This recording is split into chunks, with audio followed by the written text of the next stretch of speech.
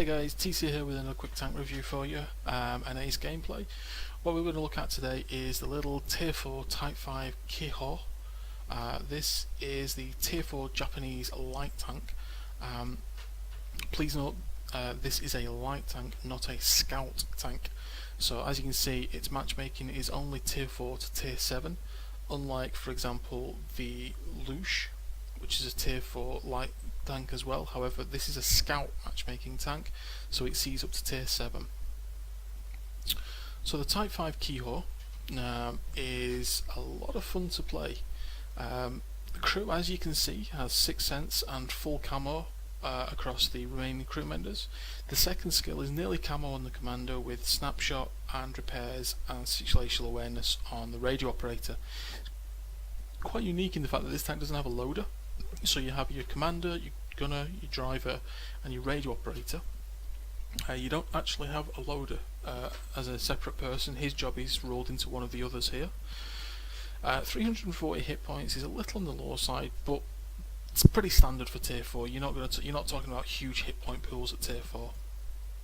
It's very light. It's only 10.5 tons in my configuration, so its little 150 horsepower engine means that it does actually get up and get around really quickly and nice, with a top speed of 50 kph and a 60 degree traverse speed. It really does get up and go and turn and twist and bomb around the battlefield really nicely. Armour, it doesn't really have any, so to speak of. 30mm turret at the front is pretty much the highlight, as you can see. A little bit of sloping, a little bit of rounding going on. The cupola is not a huge target on this tank, but to be fair, with the kind of armour profile you're talking about of this vehicle, if you need to shoot the cupola at this, you are really struggling. Standard shell damage is anywhere between 56 to 94, depending on whether you fire HE or AP. I predominantly just fire AP from this vehicle. Two flavours of it: premium AP, which has up to 164 pen, or standard AP, which has up to 109 pen. The standard AP is more than man enough for Tier 4 and Tier 5 to a degree, but the premium AP is there should you decide to engage Tier 6s and some of the more heavily armoured Tier 6s, which the gameplay that I aced this in recently is actually a Tier 6 game, so you will see a bit of premium ammo used there. Rate of fire is 25 rounds per minute with just over a 2-second reload on this tank. So once you've got BIA equipped on the cruise, and if you choose to run the premium food consumable, a sub 2-second reload means this is really a very quick machine gun style gun, and it's actually not a bad little gun at all, which we'll see in a second. View range of 392 meters in my configuration, way up from the stock of 340 that this tank comes with. So being able, as you know, my light tanks are either long distance snipers or long distance brawling, or active or passive scouts, I suppose is the best way. Because this isn't a scout per se, you can set it up in a way that isn't scout-like. I've chosen to set it up scout-like just so that if I need to, I can perform the role as required, but I don't run a camo net. I rely on the camo value of the crew itself, which is pretty good in this tank. And our signal range is pretty weedy at 586 meters, but you do only get a Tier 8 radio. There isn't any upgrade option, as you can see from that. Equipment, I run vents, rammer and optics, and obviously the large repair kit, large med kit and automatic fire extinguisher. They may seem like frivolous purchases at this tier, but obviously, as I've been through before, the benefits of running these type of consumables outweighs the cost, in my opinion, as long as you don't burn them.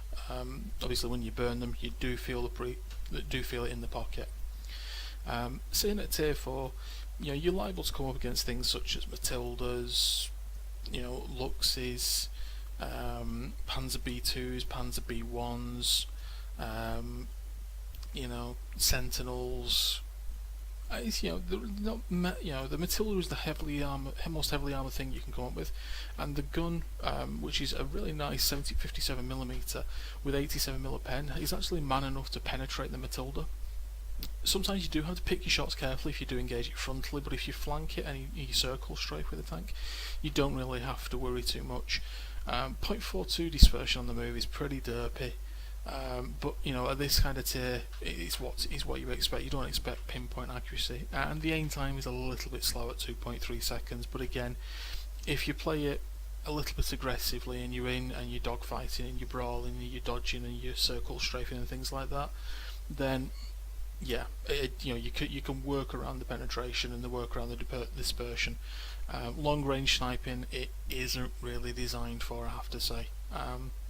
You can do it, but at your own peril, because you will feel very, very, very, very annoyed. So we've talked about the tank, we've had a look at it, you've seen my setup for it. What we'll do now is we'll dive into the gameplay, so let's go there. Okay guys, here we go, just loading into the game now. As you can see, we are bottom of the tier, we are the lowest tier on the game, it's a tier 6 game. We'll speed up the replay so we can get into the game as quick as possible. You know, it's interesting matchmaking. This is the worst you will see. We'll slow down the matchmaking just to 2 times currently until we get into the game. As you can see, we're heading over to the 1-2 line, as you would expect. It's the right thing to do for this tank with the ELC. However, it's the wrong thing to do looking at the opposition we're coming up against. There's a Lux there which we get spotted by, who chooses to engage the ELC instead of us. We'll slow down the replay now to normal speed. There's a Lux on the opposition, there's a Matilda, a T28, 2 T24s, an A43 and a T34-85. On our team, to counter that, we only have a 30-1P, a Skoda T24, Matilda, myself and the ELC. So this isn't really the right job for us. However, we've already taken the Lux out. The M5 Stuart on their team foolishly went to town and has already been taken out as well. I'm going to park in this butch here, which, although they've got enemy artillery, it's a viable option. The A43 gets spotted. Now, as I said, this isn't really a sniping gun, so as you can see, my shots aren't going anywhere near it. We do, however, get a couple of penetrating shots. We set him on fire. He uses an automatic fire extinguisher, and he's now been taken out already. Again, the T24 there at long range. We're talking ranges here of over 500 meters almost, as you can see, right on the extremities. So to be landing these shells is actually really good, especially from this range. 351 damage done already. Team is winning comfortably already. I'm just going to chill here for a bit and let the VKP push forward. Let's see what he spots. It's technically I should be the one pushing forward. However, I'm a little fish in a big pond. I don't want to push forward on this case. Oh, 85i is spotted. Stop. We'll let the aim time aim. As you can see, it's a long wait. 45mm of ammo. We haven't had to switch to our premium ammunition here. But as I said, the dispersion at long range isn't great. And the VKP gets the killing shot there, but we did do 168 damage to him. So, you know, although we've got no kills, we have actually assisted the VKP, but he's taken a vicious pounding and he's now going to sit back. We're on full health, although in a tier 6 game to be on full health isn't really anything too special. There's still a KV-1S missing, and obviously there's the Lafoof artillery. We just need to be mindful. I need to be mindful of that. As you can see, going uphill, the 150 horsepower engine does feel a little lackluster, even with such a light tank. But it's small fry. You can deal with it. We spot the Lafoof. We stop and let the aim time work its magic, and we start to put some shots into this chap. As you can see, the 2-second reload means it actually reloads quicker than it aims, so you do have to wait that a little bit longer to allow it to aim. And there we go, the RT is taken out, and we did the full damage to him for 260. I'm now going to push into town. Is it the smartest thing to do? Probably not. However, as you can see, there's a KV-1S here at the back, and it's at this point I do switch to the premium ammunition. Now, you might be wondering why I'm choosing to do that. I'm going to be engaging tier 6s, and as I said, although the tier 6 armour is only slightly less than our penetration that we have on our standard ammo, I choose to load the premium because I want to make sure that I can get these penetrating shots. With my hit point pool that I have available to me with the tanks that I'm engaging, I need to make sure I can get these shots in and count, because I'm not going to be able to take much return fire from these guys, if any. We take out one of the 85s. The KV-1S isn't looking at us, so we put a shell into his arse there and kill him outright. We look for shots on the Matilda. We get 1 into him. We get 2 into him, and he gets taken out there by a friendly KV-85. And all that leaves is a KV-2, who's currently on full health. He's had a reasonable game. He's got himself a kill. He's done some damage, and he's now engaged in a TOG. He gets a poor damage roll of 214 on a TOG from a KV-2. The team is capping with 16 seconds to go, so any damage we're able to get from this is going to be bonus. Still got the premium ammunition loaded, but we do have to pick our shells carefully. As you can see, even premium bounces off this guy's back.